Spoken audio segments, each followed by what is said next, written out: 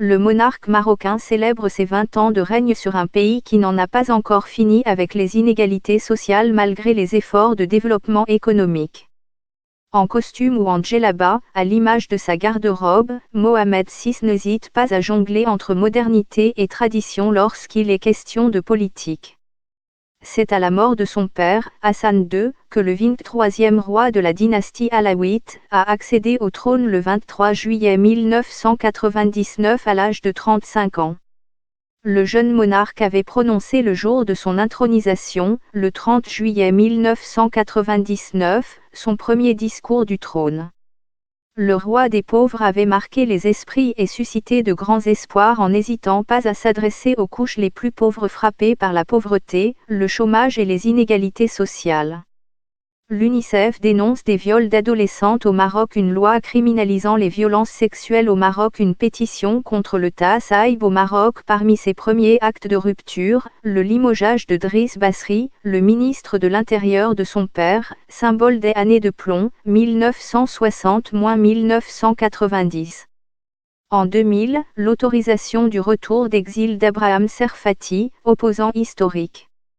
Et en 2004, le lancement de la commission de justice restauratrice avec pour mission, l'enquête sur les violations lors de la période de plomb.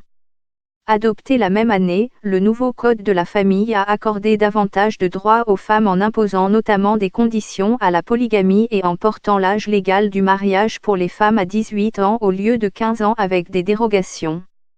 Sous le règne de celui qu'on surnomme M6, de grands chantiers ont été lancés comme le méga-port de Tanger Méditerranée dans le nord du pays en 2007, premier port d'Afrique en volume. Ainsi que l'immense centrale solaire nord ou la nouvelle ligne de TGV. Mohamed VI a impulsé une politique économique avec pour principaux pivots, les grands équipements, l'industrialisation mais aussi la conquête des investisseurs étrangers. Dans un contexte régional tendu, le Maroc a aussi l'avantage d'être marqué par une grande stabilité.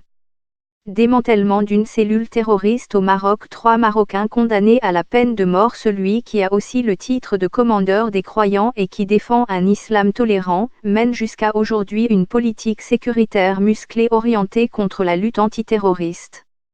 Surtout après les 2 attentats qui ont touché le royaume à Casablanca en 2003, 33 morts, et à Marrakech en 2011, 17 morts. Malgré le succès économique du Maroc, désormais acteur indispensable de la scène africaine, les fruits de la croissance n'ont pas été redistribués équitablement. Ce qui peut en partie expliquer la fronde sociale qui a débuté en octobre 2016, après la mort d'un poissonnier qui avait essayé de s'opposer à la saisie de sa marchandise. Le mouvement de l'Irak qui avait secoué la région défavorisée du Rif, dans le nord du pays, en 2016-2017, avait conduit à des arrestations et à des peines sévères de prison. Depuis, le roi a gracié quelques 250 manifestants dont une partie lors de son dernier discours du trône, ce lundi. Un soulèvement est-il possible au Maroc ? 20 ans de prison pour les meneurs du Irak au Maroc. Le monarque de 55 ans a d'ailleurs promis à la même occasion, de réduire les disparités criantes en annonçant un remaniement gouvernemental pour la rentrée prochaine et la mise en place d'une commission spéciale chargée d'un nouveau modèle de développement. Comme un peu partout sur le continent africain, le Maroc a une population plutôt jeune représentant un tiers des habitants et aspirant à une vie meilleure. Nous n'arrivons pas à trouver des emplois pour nos jeunes, nous avons des régions trop déshéritées, reconnaît-il dans un entretien à l'AFP. En 2011, le Maroc n'a pas été épargné par le printemps arabe, mais la réforme constitutionnelle a rapidement calmé les milliers de Marocains qui sont descendus dans la rue pour réclamer plus de démocratie. Cette réforme constitutionnelle a renforcé les pouvoirs du Premier ministre, mais le roi a toujours entre les mains d'importants pouvoirs exécutifs, notamment les affaires étrangères, la défense et la sécurité.